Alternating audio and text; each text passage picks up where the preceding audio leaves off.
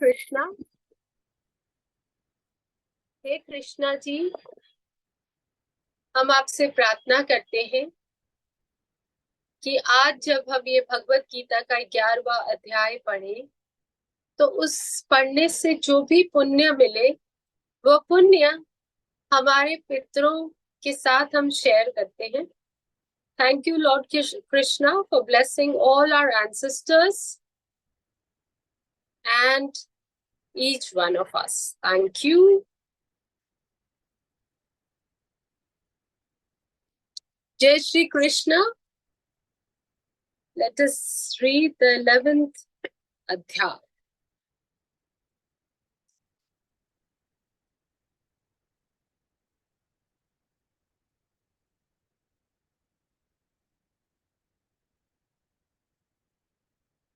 भगवत गीता का 11वां अध्याय। इस प्रकार भगवान के वचन सुनकर अर्जुन बोले, हे भगवान, मेरे पर अनुग्रह करने के लिए परम गोपनीय अध्यात्मक विषय वचन अर्थात उपदेश आपके द्वारा जो कहा गया है उससे मेरा ये अज्ञान नष्ट हो गया है। क्योंकि हे कमल नेत्र, मैंने भूतों की उत्पत्ति और प्रलय आपसे विस्तार पूर्वक सुने हैं तथा आपका अविनाशी प्रभाव भी सुना है।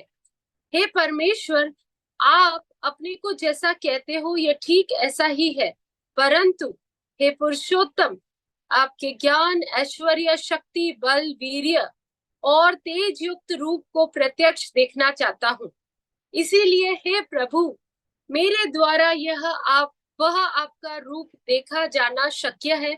ऐसा यदि मानते हैं तो हे योगेश्वर, आप अपने अविनाशी स्वरूप का मुझे दर्शन कराइए। सो यहाँ पे अर्जुन कृष्ण जी को कह रहे हैं कि आप मुझे अपने दर्शन कराइए अगर आपको लगता है कि मैं उसके लायक हूं तो।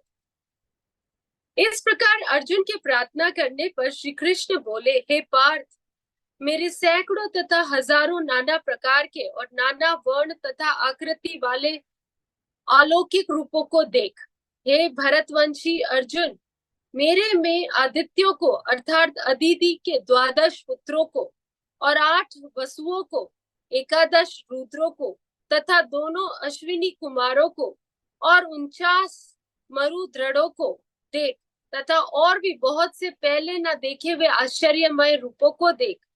हे गुड़ाकेश, अब इस मेरे शरीर में एक जगह स्थित हुए चराचर सहित संपूर्ण जगत को देख तथा और भी जो कुछ तू देखना चाहता है सो देख, परंतु मेरे को इन अपने प्राकृत नेत्रों द्वारा देखने को निसंदेह, परंतु मैं तुम्हारे इन प्राकृत नेत्रों को ये सब देखने के निसंदेह सामर्थ्य नहीं समझता।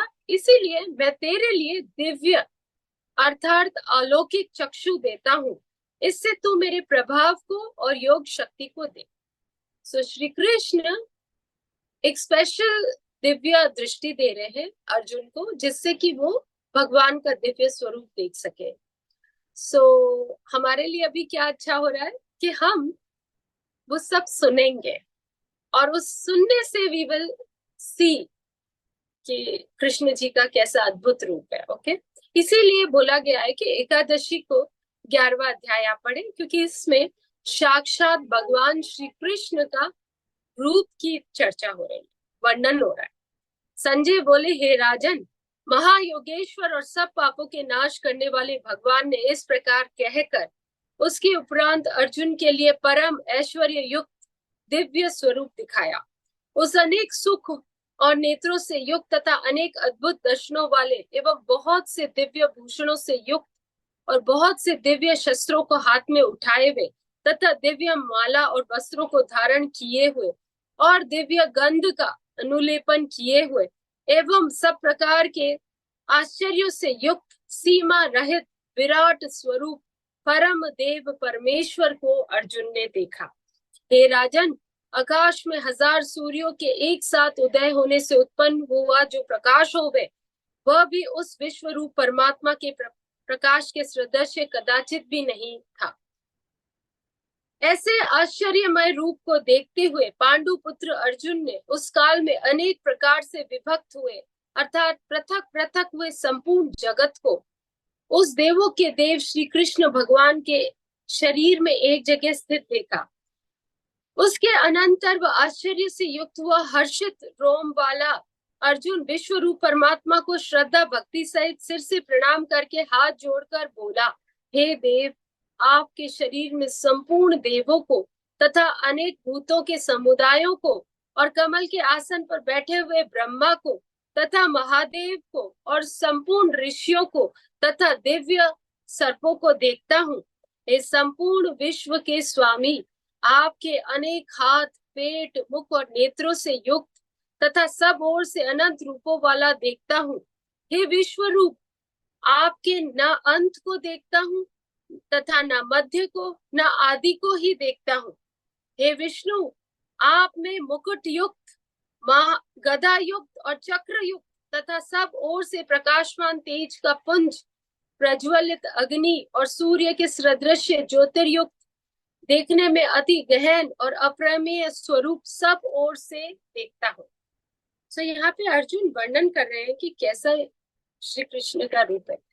इसीलिए हे भगवान, आप ही जानने योग्य परम अक्षर है अर्थात पर ब्रह्म परमात्मा है। आप ही इस जगत के परम आश्रय है तथा आप ही अनादि धर्म के रक्षक और आप ही अविनाशी सनातन पुरुष है, ऐसा मेरा मत है। हे परमेश्वर, मैं आपको आदि अंत और मध्य से रहित तथा अनंत सामर्थ्य से युक्त और अनंत हाथों वाला तथा चंद्र सूर्य रूप नेत्रों वाला और प्रज्वलित अग्नि रूप मुख वाला तथा अपने तेज से इस जगत को तपायमान करता हुआ देखता हूँ। हे महात्मन, ये स्वर्ग और पृथ्वी के बीच का संपूर्ण आकाश तथा सब दिशाएं एक आपसे ही परिपूर्ण है तथा आपके इस अलौकिक और भयंकर रूप को देखकर तीनों लोग अति व्यथा को प्राप्त हो रहे हैं। हे गोविंद, वे सब देवताओं के समूह आप में ही प्रवेश करते हैं और कई एक भयभीत होकर हाथ जोड़े हुए आपके नाम और गुणों का उच्चारण करते हैं तथा महर्षि और सिद्धों के समुदाय कल्याण होवे ऐसा कहकर उत्तम उत्तम स्तोत्रों द्वारा आपकी स्तुति करते हैं। हे परमेश्वर, जो एकादश रुद्र और द्वादश आदित्य तथा 8 वसु और साध्यगण, विश्वदेव तथा अश्विनी कुमार और मरुदगण और पितरों का समुदाय तथा गंधर्व, यक्ष, राक्षस और सिद्धगणों के समुदाय है, वे सभी विस्मित हुए आपको देखते हैं। हे महाबाहो, आपके बहुत मुख और नेत्रों वाले तथा बहुत हाथ, जंगा और पैरों वाले और बहुत उदरों वाले तथा बहुत सी विकराल दाढ़ों वाले महान रूप को देखकर सब लोग व्याकुल हो रहे हैं तथा मैं भी व्याकुल हो रहा हूँ, क्योंकि हे विष्णु, आकाश के साथ स्पर्श किए हुए देदीप्यमान अनेक रूपों से युक्त तथा फैलाए हुए मुख और प्रकाशमान विशाल नेत्रों से युक्त आपको देखकर भयभीत अंतःकरण वाला मैं धीरज और शांति को नहीं प्राप्त होता हूँ। हे भगवान, आपकी विकराल दाढ़ों वाले और प्रलय काल की अग्नि के समान प्रज्वलित मुखों को देखकर दिशाओं को नहीं जानता हूँ और मुख भी नहीं प्राप्त होता हूँ। इसलिए हे देवेश, हे जगन्निवास, आप प्रसन्न हो गए। मैं देखता हूँ कि वे सब ही धृतराष्ट्र के पुत्र राजाओं के समुदाय सहित आप में प्रवेश करते हैं और भीष्म पितामह, द्रोणाचार्य तथा वह कर्ण और हमारे पक्ष के भी प्रधान योद्धाओं के सहित सब के सब वेग युक्त हुए आपके विकराल दाढ़ों वाले भयानक मुखों में प्रवेश करते हैं और कई एक चूर्ण हुए सिरों सहित आपके दांतों के बीच में लगे हुए दिखते हैं। हे विश्व मूर्ति, जैसे नदियों के बहुत से जल के प्रवाह समुद्र के सम्मुख दौड़ते हैं अर्थात समुद्र में प्रवेश करते हैं, वैसे ही वे शूरवीर मनुष्य के समुदाय भी आपके प्रज्वलित हुए मुखों में प्रवेश करते हैं। अथवा जैसे पतंग मोह के वंश होकर नष्ट होने के लिए प्रज्वलित अग्नि में अति वेग से युक्त हुए प्रवेश करते हैं, वैसे ही ये सब लोग अपने नाश के लिए आपके मुख में अति वेग से युक्त हुए प्रवेश करते हैं और आप उन संपूर्ण लोगों को प्रज्वलित मुखों द्वारा ग्रसन करते हुए सब ओर से चाट रहे हैं। हे विष्णु, आपका उग्र प्रकाश संपूर्ण जगत को तेज के द्वारा परिपूर्ण करके तपायमान करता है। हे भगवान, कृपा करके मेरे प्रति कहिए, आप उग्र रूप वाले कौन है? हे देवों में श्रेष्ठ, आपको नमस्कार होवे। आप प्रसन्न होइए। आदि स्वरूप आपको मैं तत्व से जानना चाहता हूँ, क्योंकि आपकी प्रवृत्ति को मैं नहीं जानता। इस प्रकार अर्जुन के पूछने पर श्री कृष्ण भगवान बोले, हे अर्जुन, मैं लोकों का नाश करने वाला बड़ा हुआ महाकाल हूँ। इस समय इन लोकों को नष्ट करने के लिए प्रवृत्त हुआ हूँ। इसीलिए जो प्रतिपक्षियों की सेना में स्थित हुए योद्धा लोग हैं, वे सब तेरे बिना भी नहीं रहेंगे, अर्थात तेरे युद्ध न करने से भी इनका नाश हो जाएगा। इससे तू खड़ा हो और यश को प्राप्त कर तथा शत्रुओं को जीत कर धन धान्य से संपन्न राज्य को भोग। और ये सब शूरवीर पहले से ही मेरे द्वारा मारे गए हैं। हे हे सत्य हे सव्य सचिन, तू तो केवल निमित्त मात्र ही हो जा तथा इन द्रोणाचार्य और भीष्म पितामह तथा जयद्रथ और कर्ण तथा और भी बहुत से मेरे द्वारा मारे हुए शूरवीर योद्धाओं को तू मार और भय मत कर। निसंदेह तू युद्ध में वैरियों को जीतेगा, इसीलिए युद्ध कर। इसके उपरांत संजय बोले, हे राजन, केशव भगवान के इस वचन को सुनकर मुकुटधारी अर्जुन हाथ जोड़े हुए कांपते हुए नमस्कार करके फिर भी भयभीत हुए प्रणाम करके भगवान श्री कृष्ण के प्रति गदगद वाणी से बोले, हे अंतर्यामी, यह योग्य ही है कि जो आपके नाम और प्रभाव के कीर्तन से जगत अति हर्षित होता है और अनुराग को भी प्राप्त होता है तथा भयभीत हुए राक्षस लोग दिशाओं में भागते हैं और सब सिद्ध गणों के समुदाय नमस्कार करते हैं। हे महात्मा, ब्रह्मा के भी आदि करता और सबसे बड़े आपके लिए वे कैसे नमस्कार नहीं करे, क्योंकि हे अनंत, हे देवेश, हे जगन्निवास, जो सत असत और उनसे भी परे अक्षर अर्थात सच्चिदानंद धन ब्रह्म है, वह आप ही है। हे प्रभु, आप आदि देव हैं और सनातन पुरुष हैं। आप इस जगत के परम आश्रय और जानने वाले तथा जानने योग्य और परम धाम है। हे अनंत रूप, आपसे ये सब जगत व्याप्त अर्थात परिपूर्ण है। हे हरे, आप वायु, यमराज, अग्नि, वरुण, चंद्रमा तथा प्रजा के स्वामी ब्रह्मा और ब्रह्मा के भी पिता हैं। आपके लिए हजारों बार नमस्कार। नमस्कार होवे आपके लिए फिर भी बारंबार नमस्कार नमस्कार होवे। हे अनंत सामर्थ्य वाले, आपके लिए आगे से और पीछे से भी नमस्कार होवे। हे सर्व आत्मन, आपके लिए सब ओर से ही नमस्कार होवे, क्योंकि अनंत पराक्रमशाली आप सब संसार को व्याप्त किए हुए हो। इससे आप ही सर्व स्वरूप हो। हे परमेश्वर, सखा ऐसा मानकर आपके इस प्रभाव को न जानते हुए मेरे द्वारा प्रेम से अथवा प्रमाद से भी हे कृष्ण, हे यादव, हे सखे, इस प्रकार जो कुछ हठपूर्व कहा गया है, हे अच्युत, जो आप हंसी के लिए विहार, शया, आसन और भोजन आदि को में अकेले अथवा उन सखाओं के सामने भी अपमानित किए गए हैं, वह सब अपराध अप्रमेय स्वरूप अर्थात अचिंतन प्रभाव वाले आपसे मैं क्षमा कराता हूँ। सो यहाँ पे अर्जुन क्षमा मांग रहे हैं क्योंकि वो कृष्ण जी को जान नहीं पा रहे थे, तो वो उनका अद्भुत रूप देख के क्षमा मांग रहे हैं। हे विश्वेश्वर, आप इस चराचर जगत के पिता और गुरु से भी बड़े गुरु एवं अति पूजनीय है। हे अतिशय प्रभाव वाले, तीनों लोकों में आपके समान तो दूसरा कोई और है ही नहीं, फिर और अधिक कैसे होंगे। इससे हे प्रभु, मेरे शरीर को अच्छी प्रकार चरणों में रख के और प्रणाम करके स्तुति करने योग्य आप ईश्वर को प्रसन्न होने के लिए प्रार्थना करता हूँ। हे देव, पिता जैसे पुत्र के और सखा जैसे सखा के और पति जैसे प्रिय स्त्री के, वैसे ही आप भी मेरे अपराध को सहन करने के योग्य हैं। हे विश्व मूर्ते, मैं पहले न देखे हुए आश्चर्य में आपके इस रूप को देखकर हर्षित हो रहा हूँ और मेरा मन भय से अति व्याकुल भी हो रहा है। इसलिए हे देव, आप उस अपने चतुर्भुज रूप को ही मेरे लिए दिखाइए। हे देवेश, हे जगन्निवास, प्रसन्न होइए। हे विष्णु, मैं वैसे ही आपको मुकुट धारण किए हुए तथा गदा और चक्र हाथ में लिए हुए देखना चाहता हूँ। इसीलिए हे विश्व रूप, हे सहस्त्र बाहो, आप इस ही चतुर्भुज रूप से युक्त होइए। सो यहाँ पे अर्जुन श्री कृष्ण को कह रहे हैं कि आप अपना पहले वाला रूप धारण कर लीजिए, मैं थोड़ा सा भयभीत हो रहा हूँ आपके इस रूप को देख के। इस प्रकार अर्जुन की प्रार्थना को सुनकर श्री कृष्ण भगवान बोले, हे अर्जुन, अनुग्रह पूर्वक मैंने अपनी योग शक्ति के प्रभाव से यह मेरा परम तेजोमय, सबका आदि और सीमा रहित विराट विराट रूप तेरे को दिखाया है, जो कि तेरे सिवा दूसरे से पहले कभी भी नहीं देखा गया है। हे अर्जुन, मनुष्य लोक में इस प्रकार विश्व रूप वाला मैं न वेद और यज्ञों के अध्ययन से, न दान से, न क्रियाओं से, न उग्र तपो से ही तेरे सिवा दूसरे से देखा जाने को शक्य हो।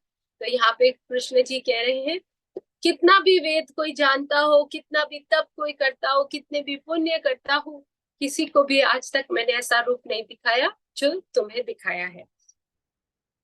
इस प्रकार के मेरे इस विकराल रूप को देखकर तेरे को व्याकुलता ना होवे और मूढ़ भाव भी ना होवे, और भय रहित प्रीति युक्त भन वाला तू उसी से मेरे इस शंख चक्र गदा पद्म सहित चतुर्भुज रूप को फिर दे।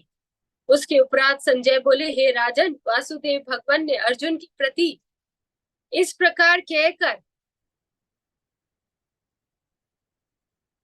फिर वैसे ही अपने चतुर्भुज रूप को दिखाया, और फिर महात्मा कृष्ण ने सौम्य मूर्ति होकर इस भयभीत हुए अर्जुन को धीरज दिया। उसके उपरांत अर्जुन बोले, हे जनार्दन, आपके इस अति शांत मनुष्य रूप को देखकर अब मैं शांत चित हुआ हूँ, अपने स्वभाव को प्राप्त हो गया हूँ। इस प्रकार अर्जुन के वचन को सुनकर श्री कृष्ण भगवान बोले, हे अर्जुन, मेरा यह चतुर्भुज रूप देखने को अति दुर्लभ है कि जिसको तुमने देखा है, क्योंकि देवता भी सदा इस रूप के दर्शन करने की इच्छा वाले हैं। हे अर्जुन, न वेदों से, न तप से, न दान से, न यज्ञ से इस प्रकार चतुर्भुज रूप वाला मैं देखा जाने को शक्य हूँ कि जैसा तेरे को तुमने देखा है। परंतु हे श्रेष्ठ तप वाले अर्जुन, अनन्य भक्ति करके तो इस प्रकार चतुर्भुज रूप वाला मैं प्रत्यक्ष देखने के लिए और तत्व से जानने के लिए तथा प्रवेश करने के लिए, अर्थात एक ही भाव से प्राप्त होने के लिए भी शक्य हूँ। हे अर्जुन, जो पुरुष केवल मेरे लिए ही सब कुछ मेरा समझता हुआ यज्ञ, दान और तप आदि संपूर्ण कर्तव्य कर्मों को करने वाला है और मेरे परायण है, अर्थात मेरे को परम आश्रय और परम गति मानकर मेरी प्राप्ति के लिए तत्पर है तथा मेरा भक्त है, अर्थात मेरे नाम, गुण, प्रभाव और रहस्य के श्रवण, कीर्तन, मनन, ध्यान और पठन और पाठन का प्रेम सहित निष्काम भाव से निरंतर अभ्यास करने वाला है और आसक्ति रहित है, अर्थात स्त्री, पुत्र और धन आदि संपूर्ण सांसारिक पदार्थों में स्नेह रहित है और संपूर्ण भूत प्राणियों में वैर भाव से रहित है। ऐसा वह अनन्य भक्ति वाला पुरुष मेरे को ही प्राप्त होता है। सो श्री कृष्ण ने बता दिया है कि कैसे हम उनको प्राप्त कर सकते हैं। इति श्रीमद् भगवत गीता रूपी उपनिषद एवं ब्रह्म विद्या तथा योग शास्त्र विषयक श्री कृष्ण और अर्जुन के संवाद में विश्व रूप दर्शन योग नामक 11वां अध्याय संपूर्ण हो। हे कृष्ण जी, बुद्धिभ्रांत से, अज्ञान से, वाचन की त्रुटि से जो भी हमने आपका पूजन किया है उसको आप स्वीकार करें और हम सबको और हमारे पितरों को मोक्ष की प्राप्ति का मार्ग आप दिखाएं और मोक्ष प्रदान करें। Thank you, Lord Krishna, for your priceless blessings. So let us chant that one mantra of Krishna ji, 16 जो है। So let me try. Ma'am थोड़ा सा समरी बताइए, कैसे प्राप्त करें? मेरे को क्लियर नहीं हुआ, हम कैसे प्राप्त कर सकते हैं कृष्ण जी को? So कृष्ण जी क्या को यहाँ समझ में आया? yes. तो यहाँ पे क्या हो रहा है, अर्जुन थोड़े व्यथित हुए कि कैसे मैं अपने गुरुजनों को मारूं, अपने कजिन्स को मारूं, आई कांट डू दिस। तो कृष्णा जी उनको अपना पूरा स्वरूप दिखाते हैं, एंड देन ही शोज कि ये सब मेरे अंदर ऑलरेडी समाहित हो चुके हैं, because of whatever their karma is, ये सब आ चुके हैं। तो तुम इनको नहीं मार रहे हो, सिर्फ तुम एक जस्ट सिंबॉलिक हो रहे हो, इसीलिए तुम अपना क्षत्रिय धर्म का पालन करो और इन सब से युद्ध करो, अदरवाइज ये ऑलरेडी मरे हुए हैं, ये मेरे अंदर समाहित है। ऐसा कृष्णा जी ने अर्जुन को दिखाया अपने रूप में। तो उन्होंने देखा द्रोणाचार्य जी, सारे उनके भीष्म पितामह सब कृष्णा जी के अंदर ऑलरेडी थे। तो that's when he was telling Arjun कि तुम अपना कर्तव्य करो।